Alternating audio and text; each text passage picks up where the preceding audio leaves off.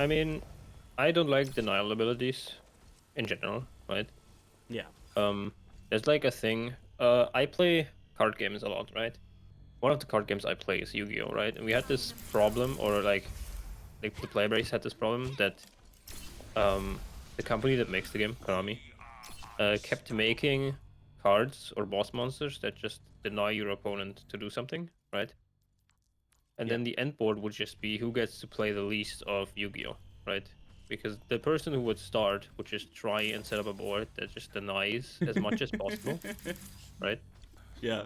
And it just became a very unfun experience. But the company has learned over the years that this is just not, a playstyle that is very fun. Because Yeah. Yeah. Of the course. goal of denying everyone to play the game is not, fun when your goal is to play the game. Well, it's um, literally the Nade versus Suzu versus Lamp argument writ small. Like it's, and I need to explain it for the Kiriko video. So maybe I should just like I don't know, maybe saying it out loud will help. The argument is that if you have a bursty resource, you need a use case that is aggressive, because if you don't have an aggressive use case, then the only use cases for it are defensive. And like, big bursty abilities are always more easily used defensively, because the enemy team are always going to be having to engage into you at some point. So if the enemy team have any sort of initiation, all you can do is just shut down that initiation. So Nade is really well designed, because Nade has the like happy use case, which 50% of the time it's used, which is into the enemy team to anti-4. But if it couldn't do that, it'd be really oppressive, right? And all you'd have to do is take away the aggressive use case against enemies. If it was just a healing amp, and they didn't have the anti effect on Nade at all, it would be ridiculously boring, so boring. And all that is just peel, right? And it's even worse if it's an aggressive peel. Like, Brick's okay, because Whip Shop's entirely made around the idea of defensive peel, okay? Like, that's like half the budget of the character, in my opinion, in terms of the power, just in Whip Shop.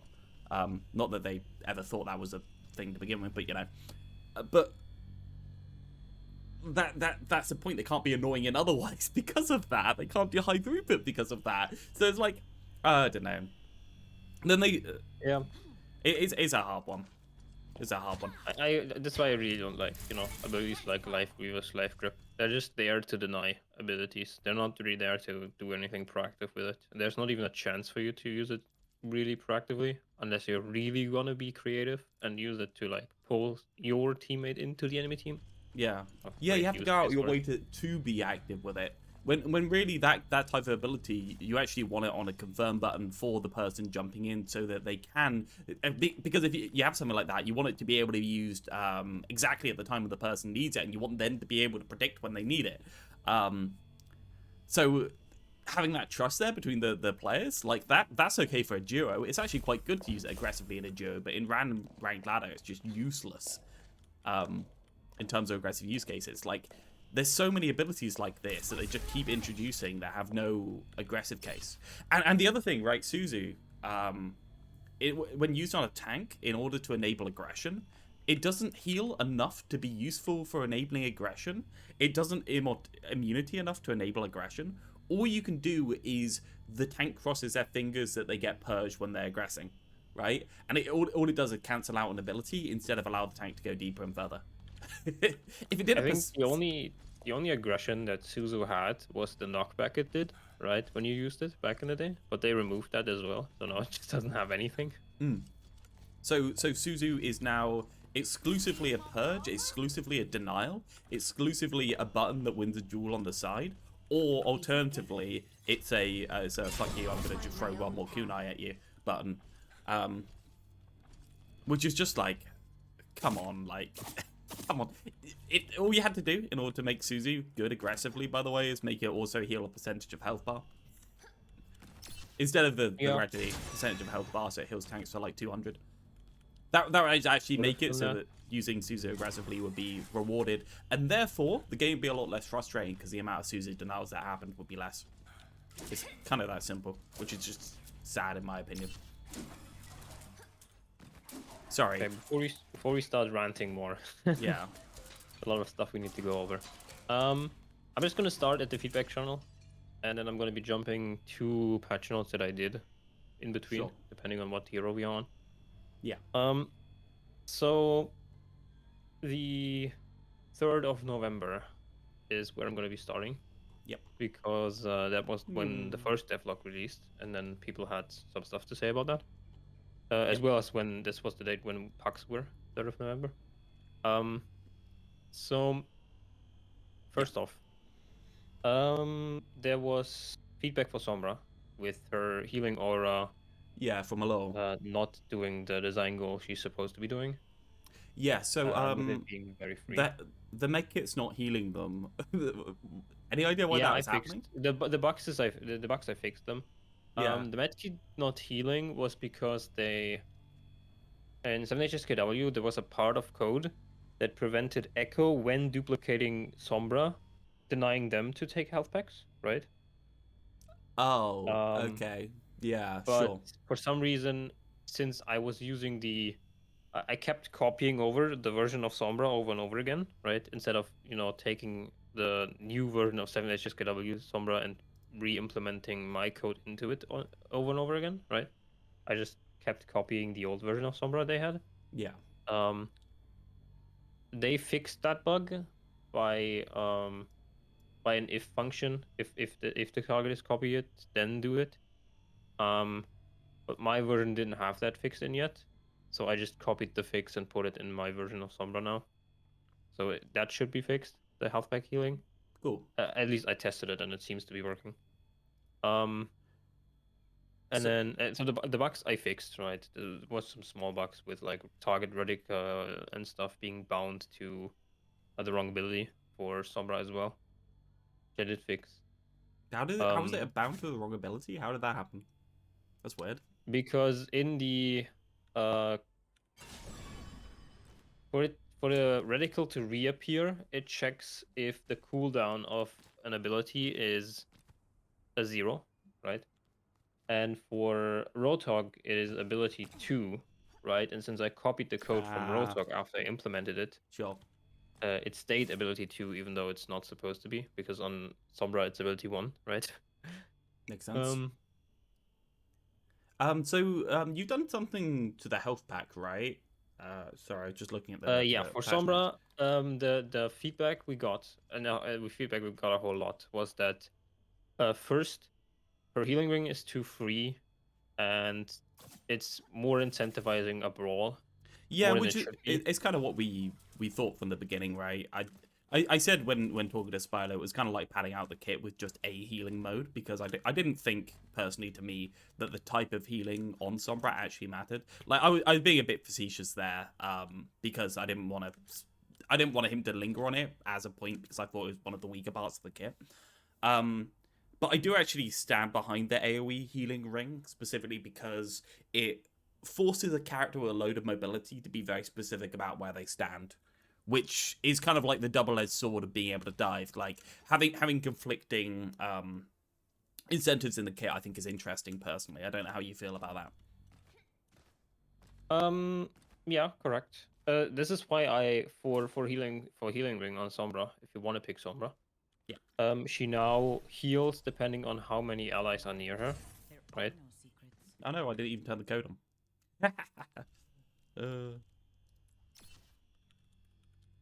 That would help. Yeah, might wanna put the code and then restart. We're going on a pretty map.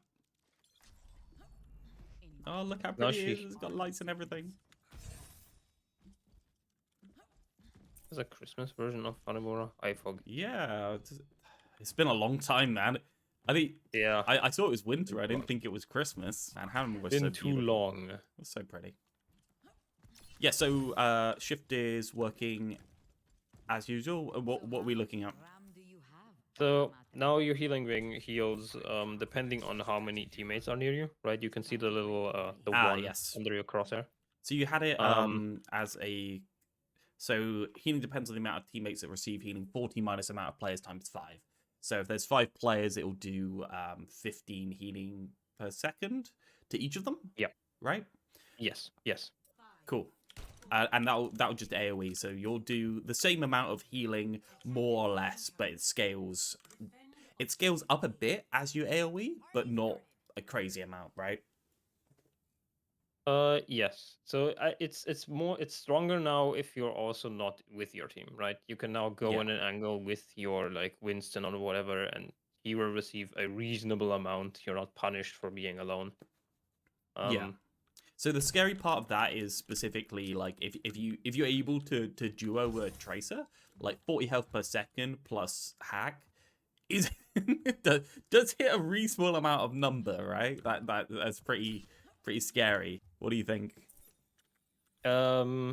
Yes. So that's the only downside is that now if you're with a tracer on an angle, right? Yeah. For the tracer it would be 35 plus uh your hack healing, which is a Yeah. lot, right? I, For I that noticed short that duration. I noticed that the character with this perma stealth is like significantly more irritating because you can kind of just do whatever the hell you want and always live. You can just literally balls into the enemy team as long as you've got your TP up. You're just immortal the moment you use it. Nobody's ever getting you out of this. It's not interruptible in terms of the speed or the stealth, and nobody will ever be able to hunt you down. So I do feel like this is a more annoying version of stealth personally, but I don't think it's worth working with possibly. I mean, you could change stuff on the stealth, but I don't think there's like much we can do. Yeah, it's just a bit of a pain in the ass is the answer. I thought it might be okay still, like last week. But then I literally got into a match. I started playing around with it, baiting somebody on an angle, and then just like TPing. And you're more functionally immortal than any other character in the game the moment you press that button for the next 6 seconds. Like, you just don't die. Even if they Yeah, know it's exactly really where you are. hard for most characters to track you once you TP, Mm. right? Because you become invisible immediately.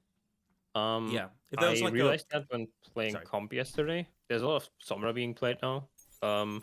Which is weird And because everyone's complaining. and it's kind of really hard for any tank to, after putting you down to like a health that is reasonable for you to be killed, when you TP, it's kind of really hard to finish that kill because you just don't know where the Sombra is, and it's really hard to hit you. Yeah. On If the you hit her, she becomes immediately invisible again, right? Yeah, on the positive side, at least getting Sombra out of an angle matters a little bit more. But I feel like Hack's still just as good on the tank now from main because it's a 40% damage. So you're not even incentivized to be on an angle anymore. It's not even as important as it used to be when the effect of Hack was less because you can still just hack the tank and that's still better than it was before. It's I don't know, the incentives are just kind of screwed still. Yeah, so I like the idea of the ring. I'm just wondering if it scales down in an awkward way. Sorry, scales up in an awkward way when you've got like 70 healing per second on somebody. I definitely think this is a version of Sombra that definitely needs that that downtime on the hack, the allied hack, right? Because at least with this, Yeah. you've got that 6 seconds on the person by you for 70 healing per second, and that's OP as hell. Don't get me wrong, but you also need to be with them. I'm just thinking. Okay, so in terms of the scaling, right? You have the couple of things that scale. I just noticed the timer ticks down on these. Yeah, you need to set the lobby to start up on manual or I when don't know lobby what that full. button is. I guess we'll just go into the menu constantly. Yeah. So You can wait if you open the lobby, right? Go modes, right? Then you go all modes, and then it should be there.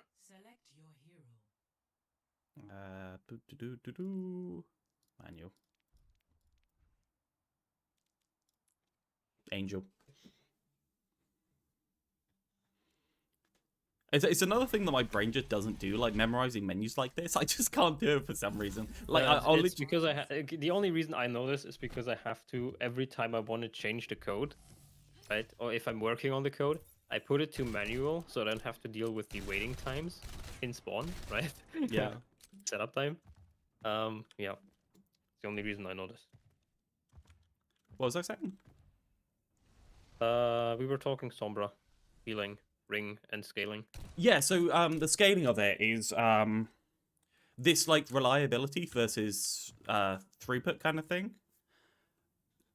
How close to the throughput side of it do we want Sombra to be? Do we want someone to be like a Lucio, where she can specifically target somebody and pocket somebody for a good amount of healing in terms of a tank being able to like burst? But then, okay, so what I'm thinking is a reliability kind of like scaling for Sombra. The reliability of current allied hack is currently inevitable, right? You can always get it on the target you want. And realistically, if you're not brain dead, you're going to have it on them at the right time. In terms of peel, it's a little bit less reliable because the tank is by default probably getting it in a brawl, right? So the tank's always going to have it. And I guess the other side of the hard application is the fact that you can't swap it, right? You can't move it from one person to the other. So it's unreliable whether a DPS gets it on an angle. But if we're talking best case, where Sombra does have the ability up, I think hack is just like this thing that's going on the target regardless. If they get dove or anything else like that.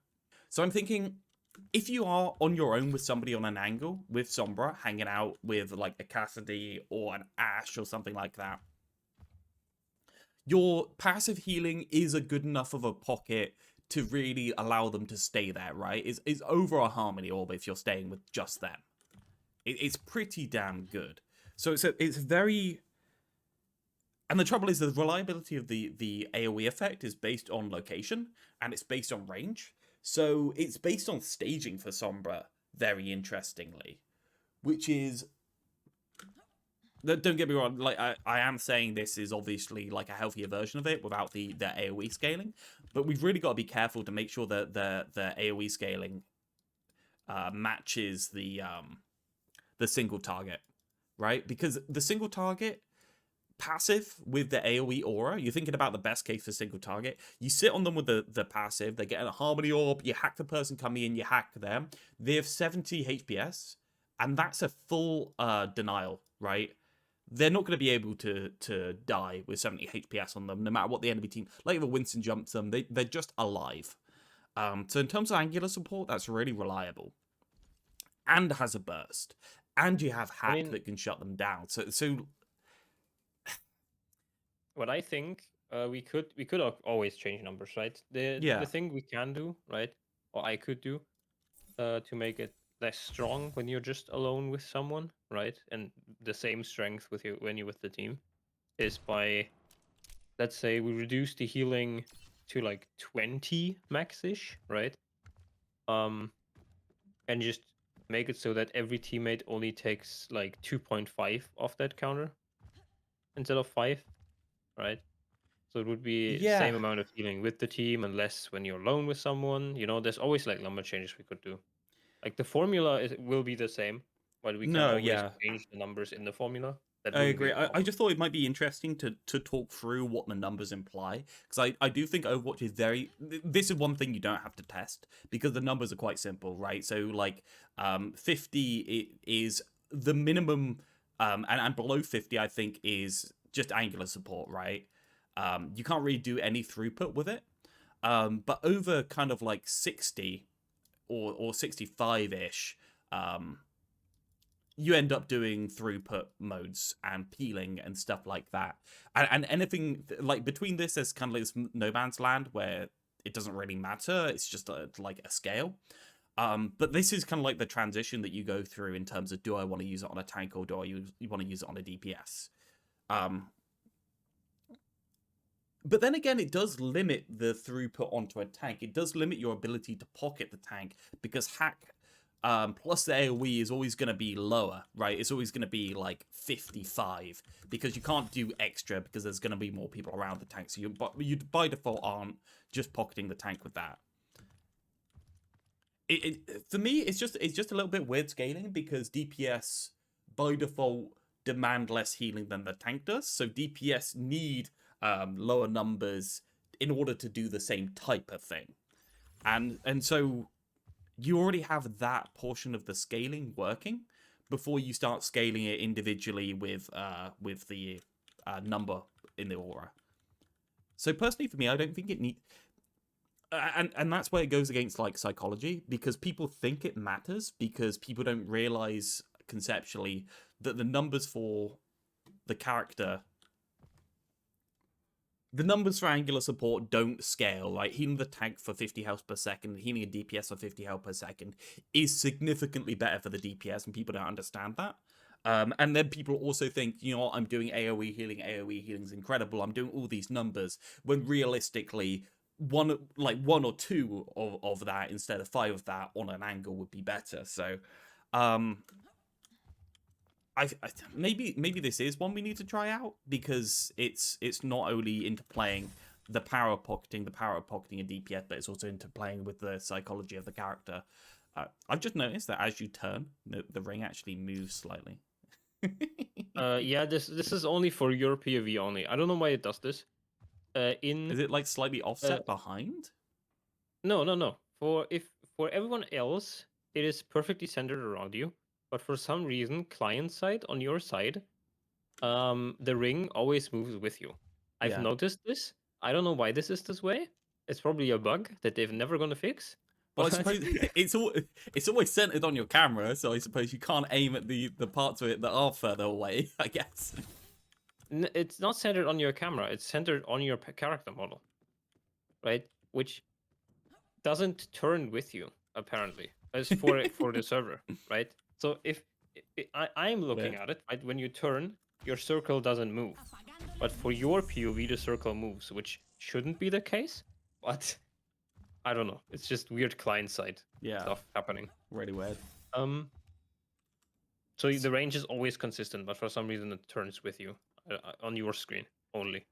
Yeah. So, I personally, for me, I'm at the point where I don't think the actual balance of it matters. I just think the psychology is probably what we should aim for. Because we don't really have professionals or good players who are going to work out what's actually good on the character. We just have a bunch of idiots running around on a map that are doing what feels good.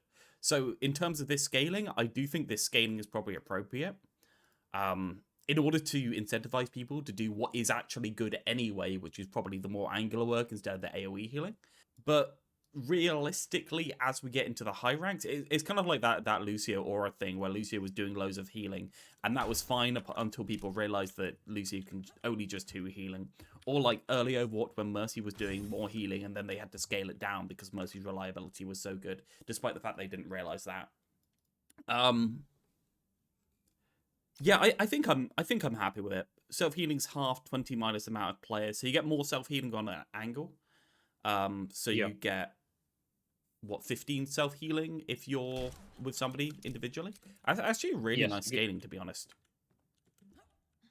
It's 15 for Sombra because I want it to be 15 for Sombra because Lucio's self healing when he is healing in 7HSKW is 16, right? Yeah. So I want it to be kind of similar-ish, so she can duel the same amount as Lucio can. That's so interesting, because if you get Dove, you're inclined to purposely teleport away from the team in order to actually get the passive healing from it. Which is a nice little bit of texture. I mean, you normally TP away from the team anyway, but it's nice that while doing this like big, pumpy AoE healing, you're not getting as much.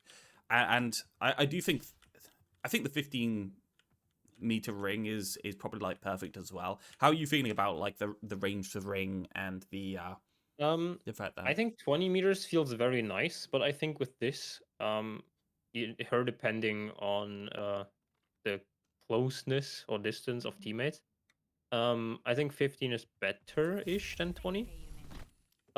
Also, I made it 15 because I realized that her hack range is also 15. Yeah. So now her hack, her allied hack, and her healing range is 15, which makes it a lot more clear of what your ranges are. Also, your transfer gator goes a little bit outside 15 meters range, so you can kind of get outside of your team if you actually want to. If you want to change where the circle is, you can kind of just teleport over to where the circle is, I guess. Yeah, I feel like it all works pretty well. So what else do we have in here? Because health pack for Sombra. Yeah, 20% speed boost for 2 seconds when picked up. Disables enemies. Yeah, sorry. Okay, the reason, here's why I gave it speed boost, is because people don't hack health packs as much. And I wanted to give an incentive to hacking health packs. which gets like hacking health packs gets even worse now that we've implemented the longer hack duration on enemies, Yeah, right? sure. So I wanted to have some incentive of hacking health packs. The speed boost is good And because it lets you get back to the fight faster if you do get a health pack, which is nice, and it gives a non DPS versus tank, and that's basically what we found, right? Speed boost is this kind of thing where it's kind of like level scaling for all the people that pick it up. I don't think there's any other effect that does scale equally with everyone, whether you want an angle or no, elsewhere. I don't think so. The other ideas I had was giving like a small amount of overhealth, which would have been bad because it scales differently on DPS and tanks. And the duration is only 2 seconds because it takes 2.5 seconds for the health pack to respawn, and I didn't want it to stack with itself. Yeah. Which is why I had to put it on like 2 seconds It only. also further incentivizes you to use smalls instead of bigs, right? Which is kind of nice because small health packs kind of fell out of favor since they weren't adjusted for some reason when they increased the health pools. I mean that's for live, obviously. This isn't relevant for our code. But smalls are this kind of thing that people use less. So giving it a unilateral effect that affects both, I think is good. That seems comfy. All right. Next, I'm gonna jump straight to Sim Yep. because I'm just going off feedback. So the feedback for Sim was her primary fire healing doesn't seem to work as it should, which it does, but there's still not enough If it doesn't feedback. feel like I it's see. doing it, that's still the problem, right? Still not enough feedback. And then there was this suggestion which multiple people signed off with is making photon shields less long and shortening the cooldown so she can apply them more often. Because right now the cooldown is like 10 seconds and the duration is 10 seconds, right? Yeah. But people wanted it to be more like duration of like 6 seconds, reapply of 6 seconds or something, because they wanted to let Sim have more choices, I guess. Sure, and I was talking about this yesterday. When I talked to did I talk to Onwa? Sorry, Cool. I'm bad with names. Onma. Yeah. When I talked to Onwa, I talked about Lifeweaver versus Symmetra. How there's the overhealth kind of thing is kind of like awkward. But there's probably like a mid-range. There's probably like a mid-range of all of these effects we've done because that we kind of replicated and tried to make different type of applied abilities that are good for angular support with our different characters. Like you look at Sombra and Symmetra, the shift on both of them is different. I think I agree that Symmetra's shift probably has less choices to make because it is by default so much better at one thing than the other. But by bringing it closer to the middle, you do reduce the diversity and abilities in the game, I guess. I guess it depends how much of the power budget we wanted to take up. I think that might be the more pressing question. Do you want it to be actually people good? suggested since the healing beam is not that great, to just make the throwing of the photon shields her main healing mode. By just basically giving it no cooldown and a short duration and high amounts of healing and stuff. Was a suggestion. Where was this one? Sorry, I'm on. Just going back down to third. Sorry, I was in the other tab. So primary fire healing I'm doesn't just seem to dumping work as it feedback. should. I don't see it right now, but I know it was in here somewhere. Yeah, state Someone that heals suggested 60 HPS, but feels like 10 HPS. So I'll start virtual camera so you can see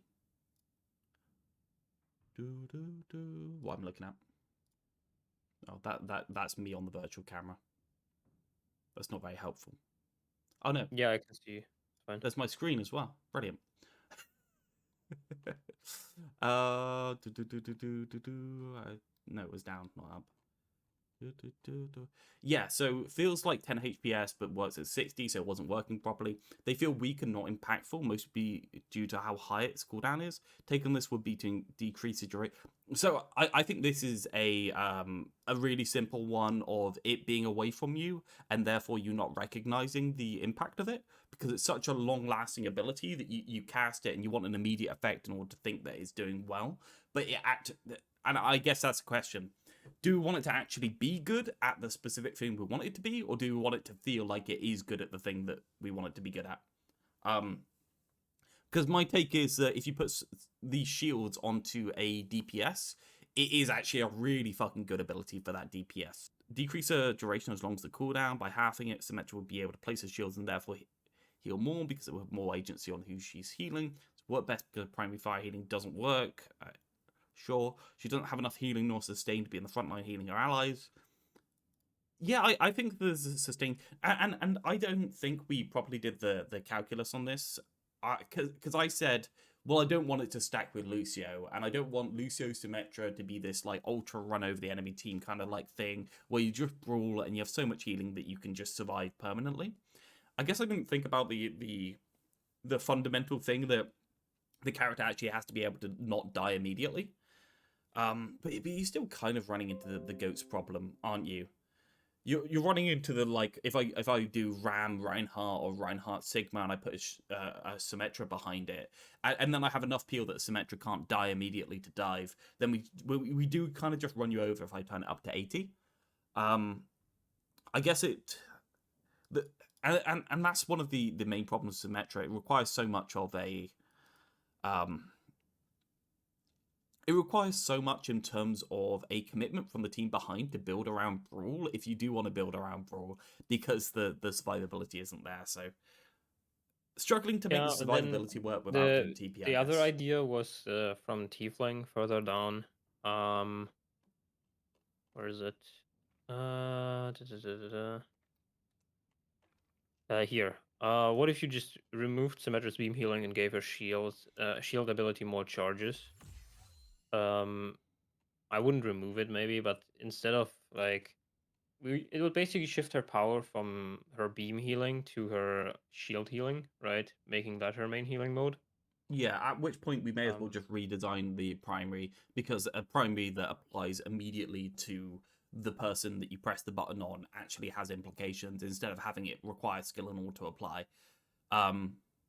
So maybe the answer is we just go back to the drawing board and rethink it as a right click ability, where the right click applies shields in a radius around it.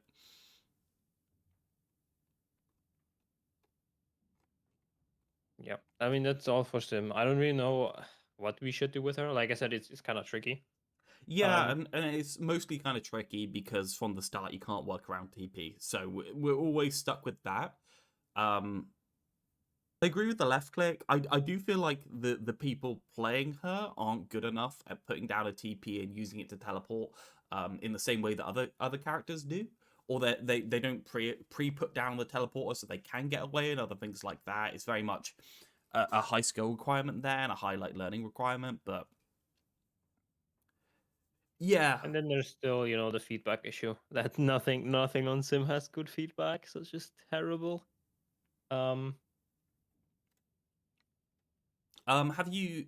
So did you watch any of the conversation that I had? Because it was directly Symmetra, so maybe we should pin that and see if you want to look at that first. Because I feel like we came up with, well, I feel like we worked towards some good solutions, based on like okay starting place, right? Like I said, with Onwa's Symmetra conversation that you had, I did not watch that. I didn't have time to. So maybe Sim is just a thing we need to push back a little bit, and then Yeah. once I've watched your conversation, we can more engage with that. I'll be doing it for YouTube today. I'm literally just downloading the stream now, so possibly just wait until that's up on YouTube and you can have a speed through that on 2x speed. I do think it was a really good conversation in terms of quite a lot of the, and I don't want to just like retread the ground here if it's already like, if I've already talked about it and I've already got most of my ideas down. I feel like I always manage to do worse on the ideas the second time around that I talk about them, if you get what I mean. It's the same as like Yeah. videos. If I ever re-record something, my first take is always better, like infinitely better. All right. Next, since we're pushing Symmetra back, Yeah, right? I Every say time we we pin talk that, right? about Sim. Lifeweaver, right? He's not been played as much last pucks. Yeah, But there was a people that real... did play them for like a very short amount of time said that his healing mode felt kind of clunky because of the increased cooldown I put on there. But that's kind of Um, on purpose, right? yeah, it needs to be that high. It's because like um if it's not that high, then the healing throughput would be way too much, and you would be incentivized to just spam heal like you used to. Like let's say I would put it on 2 second cooldown, right? Then it would be 180 every 2 seconds. So Yeah, that would be like 90-ish per second, which is like way too which high. is ridiculous, isn't it? So Um, it's on a 3 seconds in order to do 140 right now, and then like 4-ish seconds to do 180. Is that right? it's 3 seconds to do 140. Yeah, 3 seconds to do 140, and then I got 5 seconds to do 180 or 2, something. 4, 5, 6, 7. I think it's almost 7 seconds to do 180. But that's good because it's a decision making process as to whether you actually want to use it early in order to do more healing. 140 for 3 seconds is reasonable in my mind, right? It's 45, 47 healing per second. And then it obviously goes down as you're holding it, but if you want to keep using it, that's fine by me. One thing is that using it and missing does take the cooldown. If you actually click on it and then move your cursor away, you do actually cut yourself. So Yeah, I thought about making the radical thing I did for other characters, but basically not showing the radical to Lifeweaver because he already has one, and then making it so that if he misses, I just basically disable the button while he's not aiming at someone. Um, but I'll have to play around with that because I don't know what degrees he needs to aim in order to not miss. I yeah, think it's like I know it's a real pain in the ass, this one, but I feel like it does reduce the quality of life. Like missing once with a character when it's 3 seconds for a heal matters a load, right? And maybe that's why they're having a negative reaction, that they missed once and it feels like they weren't doing anything with it. Like not healing for 6 seconds, kind of crazy. probably just disable the button while you're not aiming at someone, then is enabling it once you're aiming at someone. It's Yeah. probably better. The other reaction to people that didn't play Lifeweaver was Lifeweaver feels weird on 175 HP. Yeah, And I that's the noticed other that she played the character. like 175 feels weird. I don't know. Maybe we keep him at 175 for next pucks, and then if it doesn't work, we can put him to 200 and lower dash healing. But I don't know. Yeah, from my perspective, using him, it seemed like you had to be really careful doing cheeky stuff. But because you were constantly on a petal when you were DPSing, you didn't actually have the hitbox problems that you normally have, and he actually acts quite a bit like a small hitbox character because you actually do have that improved cover that you play around. So I don't think the 175 is ridiculous, personally. I do think this character is really bad if you get pushed all the way back to main. But that's kind of the point, right?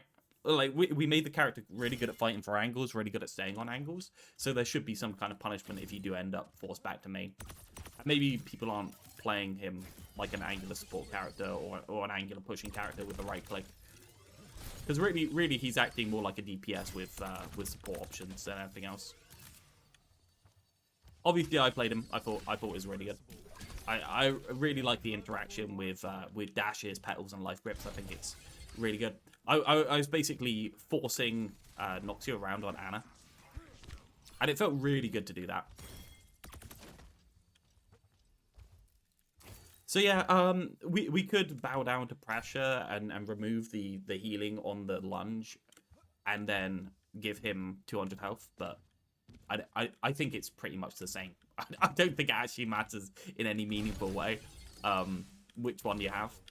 175 just means you have to be a bit more careful, and you're easier to burst down because you're Yeah, so squirrely and I annoying. think the only way it matters is with breakpoints, right? Which is an argument I can sort of understand. Is because at 200 HP you might survive like a headshot from something, but at 175 you don't. I can't Right? think of a 175 breakpoint that doesn't involve some sort of chip already onto the character though. It's really weird. That's the Like, thing. I don't know the breakpoints of 78 SKW. They might have changed some breakpoints. So I don't know. it means that you can go on a petal, and the moment you get chipped down to 150, you pretty much have to dash off the petal.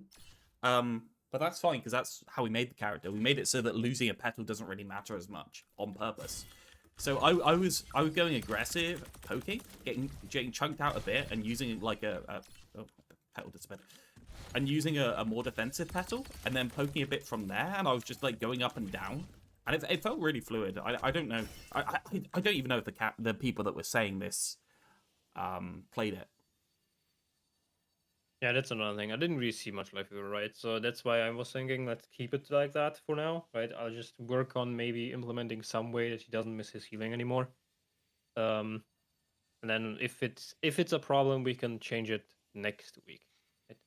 Yeah, if people give the Whatever. same feedback again after we're sure they've played the character, I'm fine. I'm fine with looking into it. But personally, for me, I feel like it actually tracks with the character, especially the how much movement we've given it and how like hard it is to track down. Like if a Genji jumps on the Lifeweaver should have already reacted to the Genji jumping on them, in my opinion, right? Because you're going to be on a petal, and the Genji can't even land a headshot on you realistically before you're on there. You know the Genji's staged for you because he has to be kind of like in this circle to get to you in the first place, and then you can just dash off and repetal up, and he's just kind of screwed because he just dashed into the middle of midair, didn't even get ground to get a double jump. So I feel like I can't see a situation where 175 isn't better, personally. Next. Actually, next we had a would be- couple. Yeah. People are saying the confirmed /denied life grip mid fight. Allies be the ones to initiate it. We talked about that before, but it's one of those where it's really difficult because life grip feels like it's not a Lifeweaver ability. It feels like it's a different character ability if you put a confirmed deny on it. Not to mention how difficult it is to do. It feels like you're just yeah. It's an interesting concept, but it's not gonna work since I can't implement it. Yeah. No version of this will ever make it because even if we found out something that would make it work with life grip, like giving it some like ridiculous like effect or something, it would still not work because I couldn't implement it, so it doesn't matter, I guess. Even like the confirmation thing is just like impossible to do. I don't think there was anything else Lifeweaver, so we can probably jump. I don't know. Sorry. I thought I'd bring that up because I don't want people. Yeah, it's just impossible. I would have Thinking that we liked haven't to use it with changing the immortality on life grip and stuff, but it's just not possible. And honestly, I'm really happy with the Then state. So next thing I wanted to talk about, I'm just gonna go from top to bottom still, right? I re-implemented CC's dispatch like you wanted, right? Like I increased the hack duration and I re-implemented Cassidy's flashbang. And the immediate reaction of people was that Cassidy with flashbang is oppressive, right? yeah, it depends what you mean by oppressive, doesn't it? Yeah, because he's like, so the examples people gave is that it's really good against tanks because his damage numbers are so high on stuff like Fam the Hammer. Are they high? 45 per bullet. That's not what I call high personally. I mean, sure, but I'm thinking about the original mode when it was doing full damage with Fan Hammer, and I remember high. I'm going to give you an example. Yeah. I'm going to give you an example. 40 damage was the Fan the Hammer breakpoint where Cass became meta in Overwatch 1. Yep. On Fan the Hammer with I think 1 second stun duration, right? Yeah. So now it's 45 damage per bullet, and I made it 0.8 seconds because that's the amount of stun duration that it had when Overwatch 1 ended. right? But the reaction was basically it's gonna be very, very strong against tanks and even stronger against squishies because they are gonna be one-shotted if you Fam the Hammer them. I think that's one of those where I agree that it's a very problematic ability in the way that it causes instant combos, but it also means you actually have to respect the ability like the way you did before. And yeah, sure, people are going to get really frustrated about having to respect the ability, but ultimately that's what we're talking about when we say putting stuns back in the game, right? We're creating. That was my argument, right? My argument was that if he has flashbang, you either respect it or you're going in with the knowledge that you are going to be stunned, right? Yeah, well, now it's like you fight a Cassidy as Tracer and you just walk into the flashbang because what matters. Whereas before it was like you actually have to play around the flashbang at a good range, play further from the Cassidy. The Cassidy could buffer their team against you, other things like that. I don't know. This is something we're trying, so I feel like it just needs to be tried. Deal with it. We're trying Flash. I think Flash personally with tanks is healthy because so the argument is, and it's what we covered at the start, Suzu is only an aggressive use case when Suzu has things to purge. If there is nothing to purge, then Suzu has no aggressive use case. So what you should be doing is you should be looking for big effects onto the tanks in order to throw Suzu at it, so that Suzu type abilities don't always get used defensively, so they can be used aggressively or have to be used aggressively. So there's not as much full peeling for angles and other stuff like that. Therefore, abilities like Flashbang, big effects that affect tanks, and the resultant things that stop those things killing the tanks, like lamp and other stuff like that, become less annoying because they actually have use cases. Is that reasonable? What do you think? I think so. There's some suggestions that were made to make this less frustrating. One that I would have is reducing Flashbang's damage because currently it does 70, I think, on life. That does sound like a big number. Yeah, it does 70 because they wanted to still be able to have impact on Flash, even though it only hinders, right? So I think if Flash did less damage, I think that would be a good fix to it. Didn't it Because like do Flash didn't back it in the do day, like 5 before? it did 30. Yeah, I seem to remember 30. Yeah, I definitely think like you put it down to the basically reverted to Overwatch 1 numbers and see how it works in the game. I don't want it remade as a new ability. I just kind of want it as the Overwatch 1 implementation for the most part, in the most healthy way that we can think, or the form that it was in Overwatch 1, right? Yeah, other ideas that people had were increasing roll cooldown in order for him, if he has this tool that denies space, to be less movable himself and have less frequency of the double Fam the Hammer combo. Yeah, I guess the question is, do we think Cassidy was oppressive in the last state in Overwatch 1? I think that's the main question we're asking ourselves, right? And we're comparing against the last state of Overwatch 1. From my memory, Cassidy was a big target that was hard to move, but realistically, was he just... I feel like the fall off with gatekeeping him, right? If I remember correctly, like... In terms of being anti-dive, the fall-off was actually quite difficult, because if you were dive/poke comp against him, he wasn't picked. For instance, like the bull tracer kind of comps didn't end up putting Cassidy, and they ended up putting more long-range threats, or Echo, or stuff like that, because Cassidy couldn't deal with the weird ranges on that map, despite the fact that he had perfect cooldowns to deal with bull tracer. Yeah, his cooldown does keep him in check. His range does keep him in check, and I think personally, even though they reduced his range in Overwatch 2 even further, right?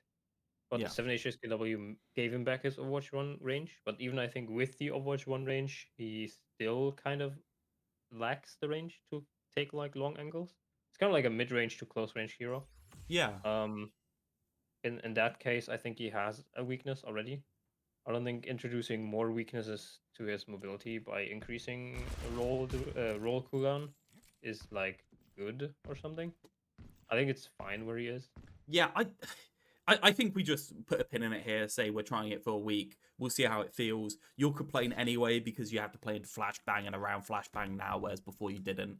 Therefore, we'll just accept that you're going to complain regardless of what is actually balanced, and then test it ourselves and see how it feels.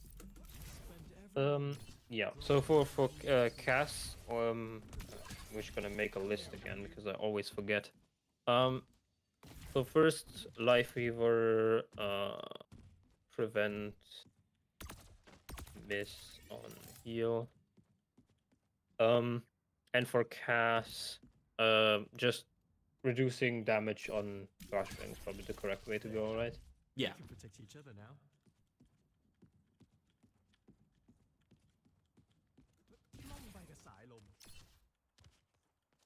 Okay. Next, let me scroll through this real quick. Is there any other CCs we could put in the game? It's a quick question. It's like, So I guess the answer to that is, what's the worst case scenario with CCs? The worst case scenario is that everyone picks CCs and everyone barrels them in on a tank in a brawls type scenario. So if we're going to put CCs into the game, we should put it exclusively on long range poke type characters in order to stop the worst case scenario as a starting point.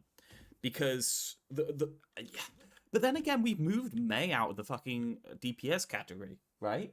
So the worst case scenario is definitely better than it used to be in Overwatch 1 in terms of CC. I mean, there's two CC characters which aren't in the DPS category anymore, and that is VANTOOR and Mei. So yeah. So in terms of um, triple stacking on the kill tank idea, I don't think there is much triple stacking on the kill tank. At least there's significantly less than there was in Overwatch 1.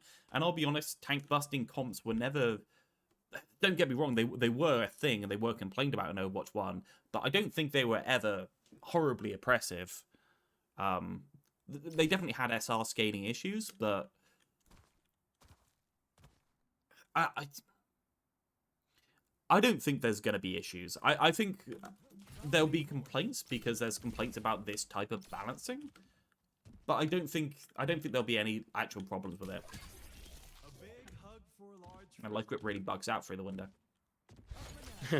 yeah, because you can't pull me through there. Yeah, there's like we also moved Sombra to the supports, right? Which increases CC a bit, I guess, because now you can have a like Rick Sombra kind of thing going on with like hack and then like fail. Yeah. But I guess. I don't know.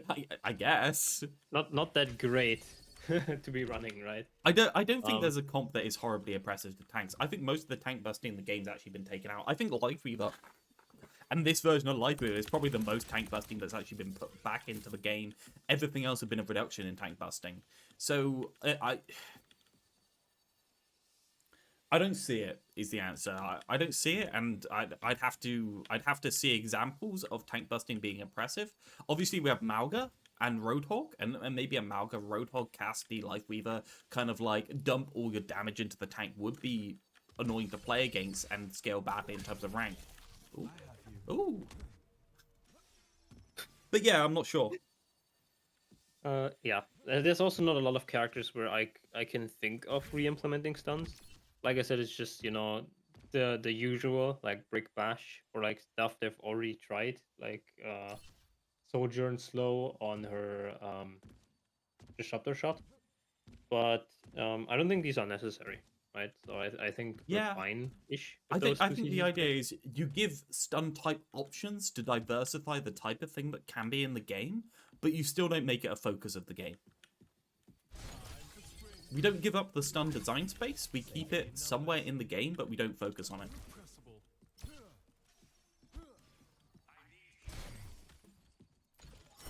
There you go. Yeah, so I personally, for me, I think regardless, we try out the stuns. We don't really need to do like we don't need to think too much about it. 3 seconds, I think, is reasonable. Yeah, you said for hack 3 seconds and for flashbang 1 full second. I made it 0.8 because that was the last value he was in. I said 1 second for flash because I couldn't remember what it was, and I think I said like 2.5 to 3.5 seconds for hack. So we'll try it at 3 and see how it feels personally. I think that's reasonable. Is there any way to make health packs give ult charge? Since you appear to be able to track what health packs do nowadays. Give health pack ult charge. This is a problem with Sombra specifically, Yeah. where she doesn't gain ult charge when healing.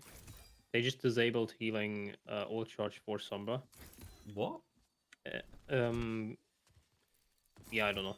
It's because I think they didn't bother with untying her healing from health packs. Oh, so she's Instead, still they just doing the ult charge healing from health pack, just she can't get ult charge. yeah. That is crazy, man. That is crazy. Is that hard code? Is there any way of doing anything about it? I would have to track whenever somebody picks up a health pack and then give ult charge to Sombra. Okay, well, we'll put a pin in it and see how Sombra's feeling. It's possible, but I don't want to put ult charge on. Here's the reason I don't want to put ult charge on the health packs is because she already has a pretty high amount of ult charge she gains with the area healing and her allied hack. Yeah. And if you also put ult charge on health packs, we would have to up the ult charge requirement for EMP even further. Sure.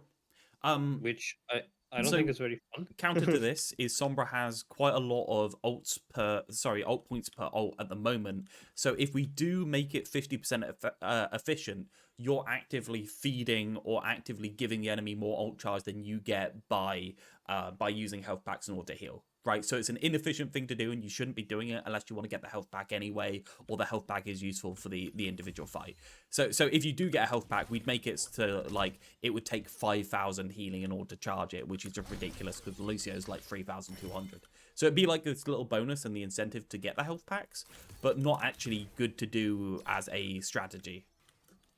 Okay, I think we can try ult charge and health packs, but.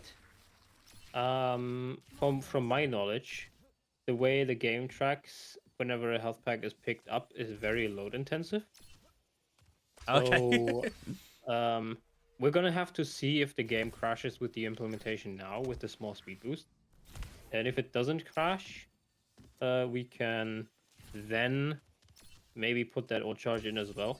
Yep, that's fair because enough. the reason is, from what I know, the only source I found. It's like a YouTube tutorial thing, and they talked about in Overwatch 2 when you use health packs in workshop, it tracks the health pack pickup every frame, and because since you're not the health pack pickup does not take one frame, it executes the health pack pickup command like 20-ish times or something. So that might just overwhelm the server. All right, fair enough. That's all happening within like one server tick. It's one of those things where you technically can do it if you want to just do that and then crash the server. Yes, I love those because we're already workarounds. using a bunch of stuff. I'm scared that it crashes the server, and if the server crashes next bugs, I'm just gonna take that out first because that's probably the culprit of if it would crash, right? So yeah, that's why I'm not gonna be doing it for this pucks, but maybe we can try it next pucks if the servers don't crash. Cool. Yeah, so my only thought there is that I don't know. There's no documentation. Perhaps it's already been fixed, but you know. Yeah, fair enough.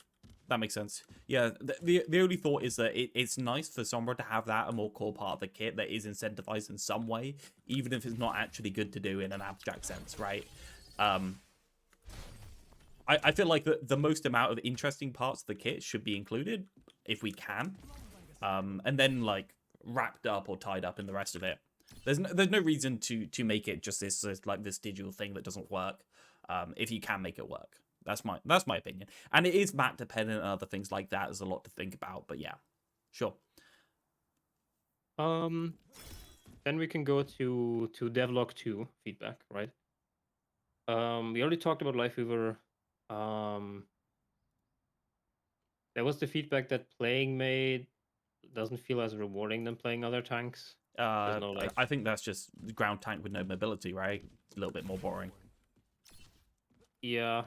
Their reasoning was that they don't have something that is a lot of fun and like it doesn't give as much of an endorphin boost as Nah. Junker Queen's Heart. Okay, here's my reaction. I think that May is fun, but people are all endorphined out on getting a good May wall. I think they've done it for so many years that they don't even consider it fun anymore. I think May walls are fun, and if you're the type of person that enjoys a May wall, May is still just as interesting and has a big pop-off moments. Yeah, But yeah, I think our current May has even like more fun in our kit because it's very satisfying to hit those large AoE icicles, right? yeah, the icicles feel so good as well with the sound effect when they actually hit. Like, I'm fully I happy think with the May. May is fine-ish. Um, I think I say don't as know we are, what's wait for more testing. People didn't really play her, so yeah, I think we just leave it, right? yeah. Once people actually play May, then they can start complaining about May. The Kind of like classic, that. oh, well, why would I play May if I can play other things? Because May's really fun and you haven't tried her. You penis. Um, yeah. Flute is once again asking for Genji changes. Okay, so we just won't do that, yeah? Okay, let's move on. It's still the same stuff with like the deflect reset. It's still the same thing as last discussion. Yeah, I feel like Yeah. we should probably just invite Flute to talk to us about this at this point because I feel like it's more efficient than having a conversation with the all the different places he's put it. I've talked to him about the logic behind it. I talked to him a couple of days ago, and I don't agree because I feel like it's your effing... So essentially it is reset deflect cooldown on pulling Dragon Blade to allow you to be more aggressive with deflect. But I think a major part of Genji is not you or staging in a place where you're a little bit softer on pressure before the Dragon Blade in order to not have to use the deflect, or staging within range of healers and other things like that, so that you have it up for when you actually want to use the blade. Yeah, So it's same reasoning as last week when we talked, right? It's like you kind of have to softly take pressure, not take pressure, take space, so you don't have to use your deflect. So you have it for when you want to blade, and yeah, the answer is I think I'm gonna have to talk to Flute in order to be able to make him happy with us saying no. So I feel like that's probably gonna have to happen. I guess so. Then there's a lot of crying about us re-implementing CCs. Oh, You know, cry some cry about more. it. Whiny. Yeah, Oh, cry about I it. don't like Flashbang. Deal with it. It's a trial, you penises. Da, da, da, da, da. If it's not restricted and doesn't require mechanical skill, it feels like shit. You're a Genji player, so yeah, that makes sense to me. Then there's Yeet talking about problems of Mauga still. Yeah. What is he saying? Because in my opinion, the thing that I want to do doesn't work in terms of incentivizing Mauga to left click more. I think so. I was actually playing Mauga last night, and I realized that Mauga is actually quite OP in the current state because burning at a single squishy in the backline just forces some sort of peel onto the squishy the moment you get that burn on them. He is actually really good right now. If you play him, You can look at my profile. I played like Mauga only this season. he's a lot more pokey, right? You spend, I'd say you spend about 60% of your time poking out squishies and DPS in the backline and poking out dive DPS. I actually think he's quite oppressive in this way because it's very boring to be set on fire for 4 seconds and not have any counterplay. So Yeah, my idea was always... Sorry, go. The burn is very strong in this current state with the 4 seconds. 7HSKW reverted it back to 3, but increased the damage, of course. So it's like the same thing. But with the 4-second duration in life right now, when he is in 5v5, it feels very strong. Like there's sometimes fights where I start poking a squishy and once they're low HP and they're burning, I just turn away because I know they're gonna burn for 4 seconds and they just die. Oh, every single time. I literally don't shoot them with the right click gun anymore in live. Obviously, I do if I actually think I can secure the target. But for the most part, I'll literally just burn. I'll have 3 people burning consistently when I'm playing Mauga, and you can farm up so much ult charge that way. But I think it's really oppressive onto squishies, and I think it's really boring to play against. Which is why I wanted to give him a selfish reason to do that is not just ult charge, which is the some sort of effect for him in terms of regenerating health and other stuff like that on doing it. So you don't make it as good, but you make it so that he can sustain while doing it, which would incentivize it in a different way. But without being able to activate something on the burn effect, I don't think there's any way to do that. So I'm stuck with Yeah, any that other way. is the problem, right? That's the problem we run into. There's no way of doing it. Like Yeet pointed out all the things you said about Mauga that could fix him and could do stuff. Yeah. One of the changes he was stuck on a bit was making overrun boop horizontally instead of vertically. Yeah, I actually think they changed the knockback. I don't think I'm going crazy. I was looking at that earlier and I was like, they did that, right? Because he does actually knock back before he was going straight vertical upwards when you charged it into somebody, and then they changed it to like a 45-degree boop. And that 45-degree Yeah, boop that's puts what it I into was the gonna path. say. They're going like not horizontally or vertically. They're going diagonally now, which So is good in a sense where before they wouldn't be pushed out of Mauga's way when he was trying to charge through them. yeah, so I'm pretty sure they Um, did that. If I'm not yeah, crazy. So this has I don't already know. been fixed. I think so, right? It feels like they did, right? But there's nowhere in the patch note where it says this. Well, we could look up old Mauga footage, but I don't. And then Yeah, it's one of those things um, they shadow change in patch notes without putting anything in because it's not like massive in terms of the change, and people notice it but don't complain about it because it's a stealth really big Mauga buff, but more quality of life feeling than anything. Sorry. yeah, and then last one on point 6, he said give overrun 150 armor. That was a suggestion you made apparently at some point. Yeah, I said some sort of health buff or armor buff when you use it to enable you to go deeper into the enemy team or other stuff like that. In a way, I still agree with that. I feel like it's double dipping on the health buff from Cardiac Overdrive in this mode though. In live, I wouldn't hate it, but I feel like it's one of those where you really struggle to use overrun in the early state of it when you're charging out. And I think reducing the damage reduction effect and putting on a little bit of health onto it would have made it a little bit more balanced and healthy in that way. But in the current mode, I think they've already basically fixed this.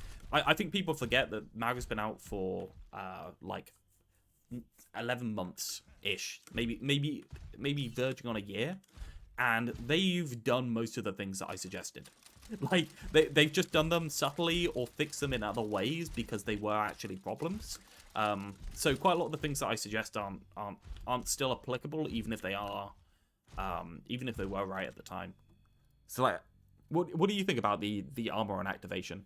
I don't think he Obviously, needs it at the moment because he already has damage reduction, and I think with the our what's it called? Our cardiac overdrive duration is 1 second longer than on life.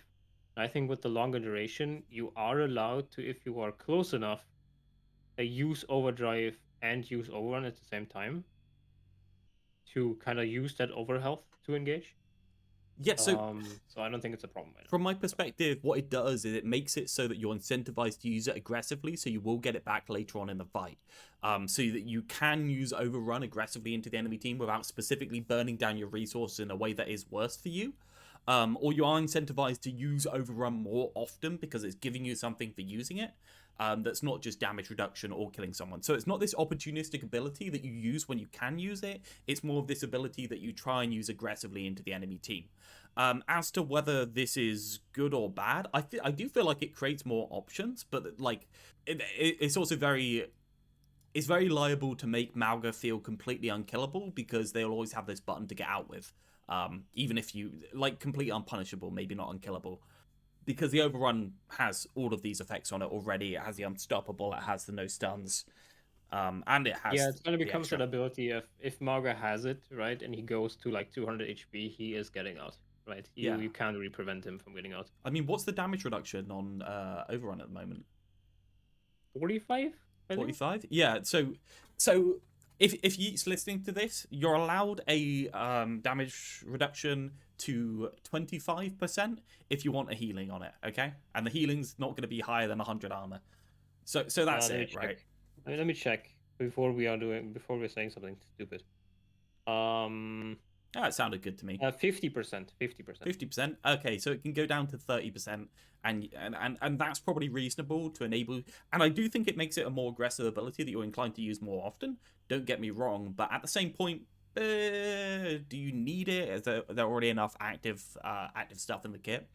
I mean, it's a change I could make, right? I could increase the damage Mauga takes when he uses Overrun.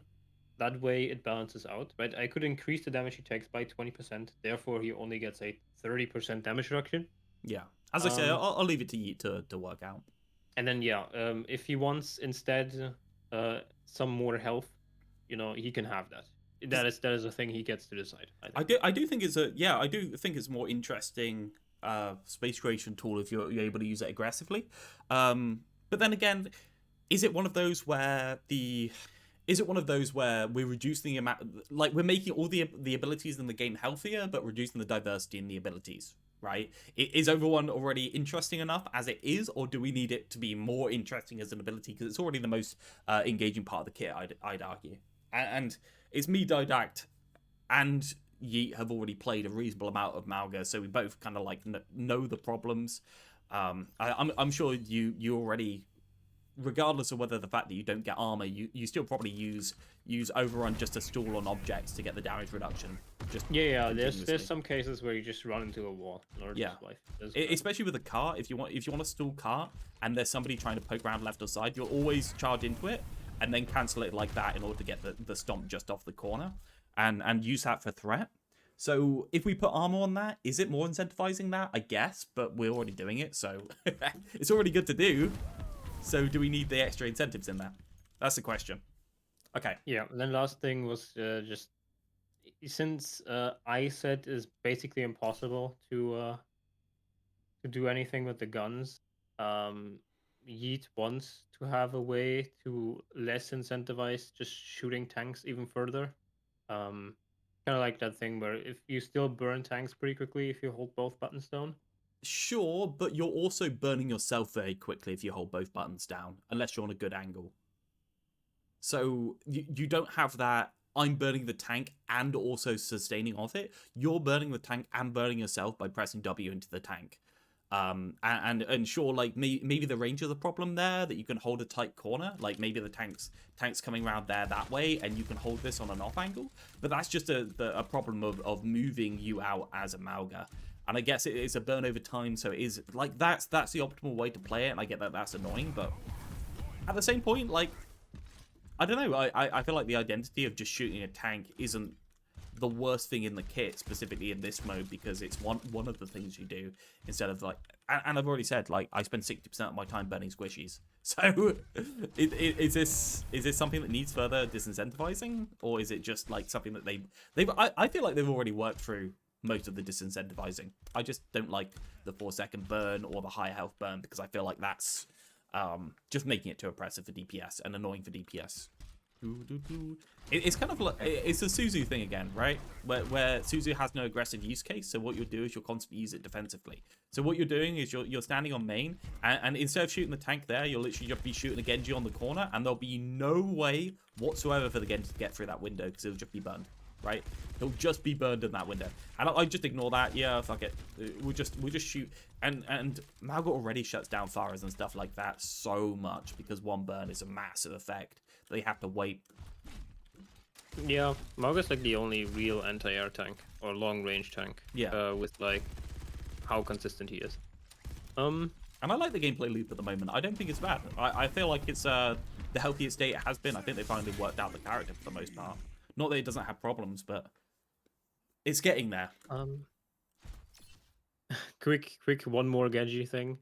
Like, I think the reason he says he wants to have the deflect reset is because he doesn't have a way. You get punished by the 1 second cast time of Blade. Sure. I don't know. You do get punished by the 1 second cast time of Blade with the shorter duration. That is correct. But there's nothing we can do about the cast time. That's why he wants to have the deflect. Yeah, he wanted to kind of like a health buff or something like that on it, so you're not actively disincentivized to use it. I guess 50 over shields would probably solve it, but at the same point, just stand behind a wall, dumbass. Stop standing in the open at the enemies. And you're killing 3 people every. Like I've watched Flute play with Genji, and he's killing 2 people every single time. It's not like he's getting shut out entirely by not being able to do damage. I know Flute says with Blade, the only reason he pulls Blade is to bait stuff out of the enemy team, and that's kind of part of the thing he's tried to stop with this, where it's less of a commitment to pull Blade, so you pull Blade in more scenarios, so you can bait a little bit more, but at the same time, you can pull it mid-fight, or it's not important to pull it like immediately, so you can use it later without throwing, because the power's been taken out of it. I don't know. I feel like it's in a healthy state, personally. Yeah, I think the cast time is even maybe like an interesting dynamic of Blade, where if you want to play it safe, you can waste 1 second of your Blade in order to not take damage during the cast time. And then not know where your targets are at, rather than, you know, risking the 1 more second of Blade and knowing where your targets are at. Kind of, I think, a more interesting dynamic than just, you know, removing all counterplay from Blade. Yeah, I guess with everything with Flute, I'm not saying no, but I'm waiting for a convincing argument. Okay, well, that isn't just no, I disagree with you, because I'm already not convinced by the things you've said. Let's go patch notes. Patch notes stuff I did. I reduced the healing amount on Breather. Yep. For Roadhog. Roadhog was completely fucking OP. Given that we've also made Roadhog completely lethal if the hook lands, Roadhog is hilariously oppressive, and people just kind of haven't realized it. He's not that lethal anymore. I lowered his damage, right? So not I lowered his damage, but 7HSKW lowered his damage. Yeah. Because on life it's 160, and I made it. 7HSKW made it 140 on his primary, which means he doesn't get to 1 shot when he hooks. Which I think is fine. We don't want it being this one or done ability that always kills.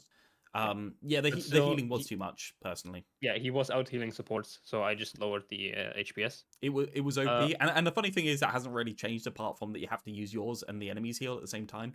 I also think his self healing's way too OP. Personally, I think that's a ridiculous number, and the ability to hold it has made it probably 30% better in my mind for 7HSKW. And maybe that was intentional, but it also allows him to breather, walk at the enemy team, and hold and just like hook into the enemy backline like he did before. I really like their previous version where it was just like a one and done. I think it's much more healthy. But whatever. You know what? Can't be asked to change it. Yeah, that's the thing I said, is that like abilities on a meter are just never healthy for the game, right? Because like one of the things that I think I don't know if it was Yeet. They said like giving Mauga a making his cardiac overdrive on a meter instead of making it instant use would be better for the character, but I think like every meter ability is just unhealthy. It just reduces interactability and predictability for the enemy team. Yeah.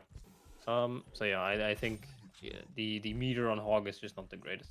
I mean, it's not really a meter, I guess. It's more because it is interruptible, right? If you interrupt it, it's done. Yes, and it's also only the first full second heals you, and the rest is like only like a little bit of healing, which makes it a bit worse, right? When but you're just thinking the case, right, where the Hog is on an angle and a Cassidy's around the corner, or like somebody's around the corner and he just fucking vapes, walks around the corner, hooks them, and kills them. And there's nothing they can do because Vape is just his unstoppable ability that has damage reduction. And it's not even like you burn down the 600 and he's dead. He's just at like full health with damage reduction up until the point where he hooks.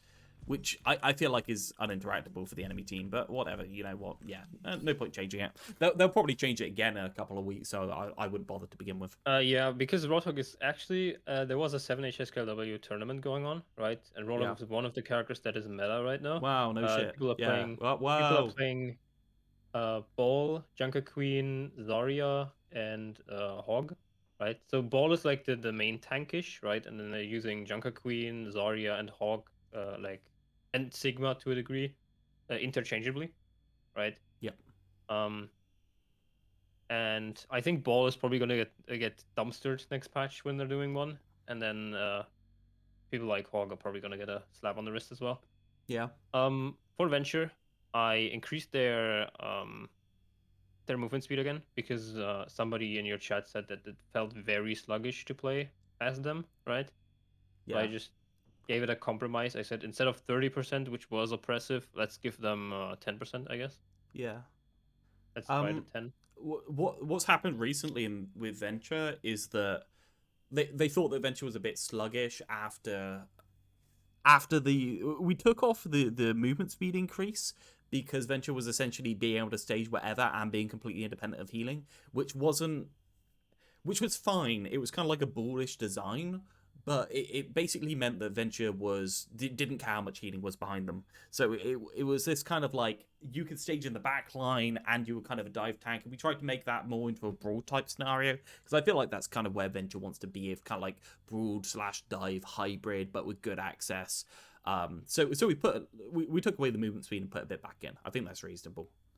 I don't really have a problem with that. Yeah, I think 10% is a good middle ground where it's not as oppressive as 30%, where they can stage for free, right? Yeah. And if they want to stage for free, it would be back to 30% or something. 10% I think feels more healthy in a way where she does still need resources with 10%. It is so hard to be able to just like I don't know. Oh, there's a little glitch on this corner where you come out and burrow. Oh, that's weird, right? Yeah, that's because of the size increase of Venture. Ooh. You're bonking your head hitbox on the ceiling. Yeah, I don't think there's really, and the reason why we haven't been talking about it is because there actually isn't that much to say. I think it's working fine. I don't think there's any complaints or problems. I think it's really engaging, and the gameplay loop is working really well with the tank format. All right. We talked Absolute about success. Sombra and Cassidy already, so we Yep. don't have to do that anymore. Anything else you'd like changed? Anything you saw that needs changing? I'm thinking through. We have the whole Bastion thing we wanted to do at some point, but I don't think that's a now problem. At the moment, Bastion's is currently Yeah, just the in there. self heal or self repair on Bastion, I think is a thing for maybe next week. And I don't know how much time I have to work on the game mode. Yeah. And also like another big change to our character. So I want to be kind of slowish for now since we changed so much about the code. Yeah, we got a lot of things to focus down on and refine before we do any other changes. Like, what do we have currently in the game, right? We have slowdown on Reinhardt's charge, we have Roadhog reworked, we have Mauga with cardiac reworked, we have Orisa completely changed, and that's still like a complete change. I think that's working fine. By the way, we didn't do Orisa. Do you want to do that? I didn't see enough of Orisa. Last week's bugs, nobody played that character, so I can't really say if anything changed. Someone said make the fortify a burn effect onto people so they can see that they're being burned, which I kind of don't disagree with, and it's got the synergy with Mauga. Doesn't sound terrible, but it also affects people through shield at the moment. So first off, it's gonna linger after you use the fortify if you apply it late, right? We'd have to do that, and that would be a bit of a pain in the ass to be able to do. And second off, you're gonna be burning everyone, so Mauga's going to get a lot of synergy from that, from very little effort. So I think it's more likely to be fine as it is. But if I see it, I'll talk about it. Yeah, I mean, I can implement it. It's probably just one line of extra code in her burning fortify, right? Because I just need to set the status burned for 1 second each time it applies for the enemy. So probably I not that guess. hard. I can put it in for now. Maybe if it Eh, gets too oppressive or too annoying, I can take it out again. pinning it for next week, personally. Okay. Orisa, Bastion, Cassidy has flashed now. Sombra's completely reworked. Genji has some touches. Symmetra, we're still struggling to find the identity with. I've got a feeling that the talk we had has revealed some lines to go with Symmetra that do make her an actual support. Because currently it's obviously not working in the way that we want it to. I feel like the shift is working fine, but it's still a bit janky. It's one of those kind of like extra things that I think is like interesting as part of a kit, but it's like 10% of the kit, and the main part isn't working. partially because of teleporter, partially because of other things. Then we got May and Venture, which are both tanks, and I think they're working as good as any character could work. Lifeweaver's had a rework. Mercy's had touches to. I think the res is still in, isn't it? No, the res is out. The res is out too. I Cool. didn't put it in because of load. No, that's fine. I just didn't want to put it in yet, because I was scared that the stuff I've already done would crash. Yeah, as we said, we're still trying to reduce the amount of stuff in here to only the good stuff and refining. And trying to get just maybe just like 4 or 5 heroes done perfectly rather than like 8 or 9 heroes done badly. I do think there's some of it where I consider that the changes need to stay in regardless because the character's so awkward or awful otherwise, like Mauga or Orisa. Like I think Mauga and Orisa are really good in what they do, but they're very simple in what they do because there's not that. They're full rework without doing much to the character, I guess, is what I think, in terms of how they play. Personally, from me, I think the format's still missing some poke tanks, and I think the format's still missing some off tanks. But there's nothing really much to be done about that. I think May's filled in an off tank slot. So we kind of have like the 4 off tanks now with May. And there's a lot of tanks in the current format that can be played as both, right? Yeah, 100%. I think the conglomeration tanks like Junker Queen, like Diva, sorry, not Diva. What was I saying? Like Mauga. Mauga's a conglomeration tank. Roadhog's kind of conglomeration-y, but more off tank. They're kind of like a lot closer to the middle, and quite a lot of them provide cross-pollinating resource anyway. Ram obviously is a very central tank, so it's like. I made my original like design philosophy on tanks with poke off tank and initiator based on the traits that the tanks could have back when quite a lot of the designs were more pure on what they actually did. Where like Reinhardt just went forward and Winston just went forward and Zarya just bubbled the Reinhardt or Winston. But really there's no line there. And you can have a Zarya that has initiation tools exactly the same as you can have a Reinhardt that has off tank tools. So. And that's kind of what they've just done from Overwatch 2. I still think Doomfist is utterly oppressive and really boring. I think he's possibly the most boring character I've seen. He's just a DPS character with a big health bar, and I don't think that should be in this mode. Unfortunately, they try to stop this from happening by lowering his damage on everything and like increasing CC in some parts, decreasing CC in other parts, increasing cooldowns and stuff. And now he's just a bad DPS character with a big health bar. Yeah. But we know how to fix it. There was a code for uppercut put into code the other day. I already have a code for uppercut. We don't need another code for uppercut. You remember my hero reworks from like a year ago? I already had uppercut in there, but it's just I don't know. I think if we give Doomfist uppercut as well, right? He just becomes too samey, too venture. Who's now the tank role? I guess it's nice to have the variance in it. I do think that the variance between the tanks should not come from that. It should probably come from not come from whether they're more lethal or less lethal, like Venture and Doomfist kind of separated right now. But it should come from the type of resource that they can give to other people. Venture and Doomfist are kind of very selfish right now. Apart from the fact that they both demand very little. So, there's stuff to do to Doomfist, but I feel like the stuff to do to Doomfist is probably going to be more like the ball AoE shields kind of thing than anything else. Because... Yeah, Doomfist has some ability to peel, right, with his CC on the punch or something, but it's not incentivized in any way. So, it's like... not the greatest design. I don't like the tanks that are overtly aggressive with no other thing that they can do, no other mode, because it really is just the standard thing that I do when coaching tank, which is just like, hey, well, you're always incentivized to be aggressive, so how can you be aggressive in this spot, right? There's no choice to be made. It's just how you execute on the thing you want to do, which is always the same.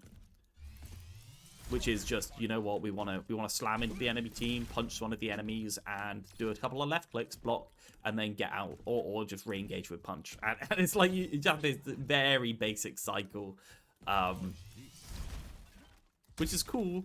I also think Doomfist is a little bit independent of healing right now. I wish he was a little bit more independent because this block is such a reliable way to stop damage coming in, and maybe it's going to be more interesting when Flashbang's introduced now that Doomfist actually has to play around Flashbang or get more resources in order to be able to survive Flashbang.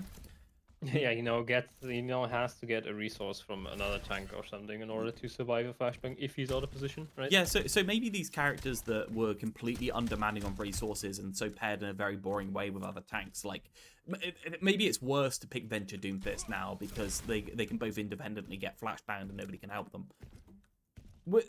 Yeah, I think with more CC in the game, it makes these designs less flat in a way. Yeah. Where you kind of now need another tank to help you. Exactly. It's not the go, go, go, go, go. I don't care what anyone else on my team's doing. I'll time myself for when my team can more or less see them, but apart from that, I'll just keep going and doing cycles. Even if my team can't see them, it's still probably better to aggress into them with a slam and a punch and then back out than it is to do anything else, right? It's like, you may as well, because you're not losing anything, you're not gaining anything, but you know what, you're building ult charge, and that gives you more control over the game. That's kind of like... No, you at least have the risk of being flashbanged at all times, or hacked, right? Hack is probably like the worst thing that can happen to you. Yeah, 3 seconds will do these. As we say, the hack is one of those things where we're going to have to keep an eye on it, because they have fundamentally not fixed the interaction between Hack and Doomfist and Bull, right? That's just a problem. It is so much more impactful onto them than it is on any other hero. I guess one of the things we're really going to have to watch out for is... because I think the Hack at the higher cooldown is fine. I think it's boring to play into, and I think in order to make it less boring to play into, what we'd have to do is we'd have to make it half as impactful onto tanks like it currently is in the current form, and then more impactful on the rest of the characters. Right? That's kind of where I think it's going to have to land in order to not be really boring. But that's just doable in a kind of like abstract way where it's so much effort. I mean, not that difficult to do. I would just have to check if the played character is a tank, right? Or Venture or May. Yeah, or Venture or May, and then just apply it for a shorter period, right? Or cleanse the effect earlier. Yeah, I suppose we'll start with this and we'll see how it goes and see how annoying. Yeah, I think a 3-second across the board is a good starting point, because that way we don't have that weird passive thing that's going on in Overwatch right now, where everyone has like kind of different values going on for everything. Yeah, and I think there's no doubt whatsoever that people are going to complain about being constantly chain hacked on tanks. But then again, it does have that cooldown period of 8 seconds where you can't reuse it, so you can't actually get chain hacked apart from with EMP. And at the same time, you also have more peel than you do have in the singular format. But it is something that isn't fun to play into, even though you can have something that's boring to play into, but it can add important texture onto the game that makes the game abstractly more interesting, right? Even if it's not just for the Sombra, like it can be more interesting for other people that there is an option to shut down the tanks with Sombra, because those particular interactions cause different gameplay loops on other characters. So... yeah, I agree totally. Anything else you want to talk about? Or is no, I think we got to the end of the heroes. Mercy's out, and then most of the other reworks I'm happy with. Obviously, Symmetra, I think we have to revisit. And then Bastion, we'll revisit Symmetra next week, probably, once I've seen the video. And I've made my mind up on what to do, maybe. Sure. And then I can ask you if that is fine, or if that is like something... Cool.